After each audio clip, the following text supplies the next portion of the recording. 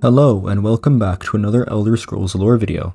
Today, we're diving into the underbelly of Elsewhere to learn about the Renrijra Krin, one of the largest criminal syndicates in Tamriel.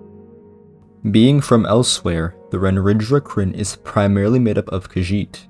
Their members and divisions consist of thieves and bandits that consider themselves to be noble freedom fighters who fight in the name of their homeland and taking back land that they claim is rightfully theirs. The first appearance of the organization is in Oblivion, where we primarily hear word of them around the city of Leyawiin. Sometime before the events of the game, as mentioned in the 3rd edition of the Pocket Guide to the Empire, being around 3E432, a border dispute between Cyrodiil and Elsewhere was resolved. For a long time, Elsewhere claimed that the land taken up by the county of Leyawiin belonged to the Khajiit, until an arrangement was made between the Main of Elsewhere and the Count of Leyawiin that allowed Cyrodiil to hold on to the land. This land consists of the area around the Niben Bay and the Niben River, also known as Lake Makapi and the River Malapi, that the Renrijra Krin claims has always belonged to the Khajiit and their ancestors.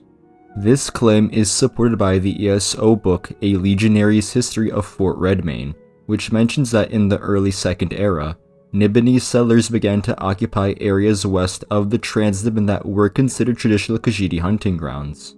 So, at the time of the game, though we never really get to see it, they're essentially conducting a guerrilla warfare campaign in order to take back the land they believe is rightfully theirs. However, in-game rumors seem to indicate that the organization's goals aren't as noble as they might appear to be. Many people claim that the Renrijra Krin are also a group of skooma smugglers who are supported by various tribes and chiefs in Elsewhere. While there's no direct connection, a quest around Leyawiin leads us to discovering a skooma trafficking network in the region, and in conjunction with these rumors, gives credence to the idea that the Renrijra Krin are simply bandits who want the land in order to support their skooma smuggling operations. But still, it does raise an interesting question.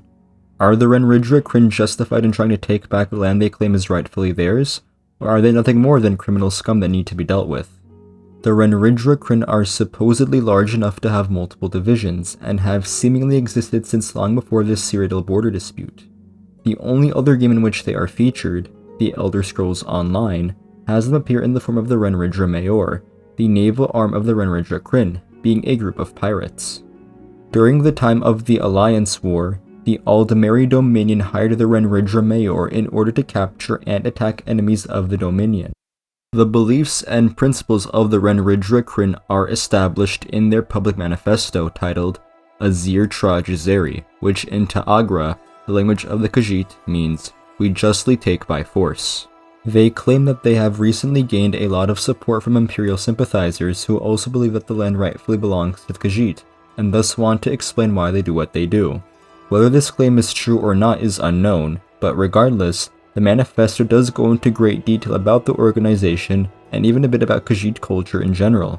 The manifesto begins with these lines: "This is an absurd book, but like all things Khajiiti, as the expression goes, absurdity has become necessity." They seem to claim that the need to even proclaim why they are fighting for what they believe in is absurd in the first place.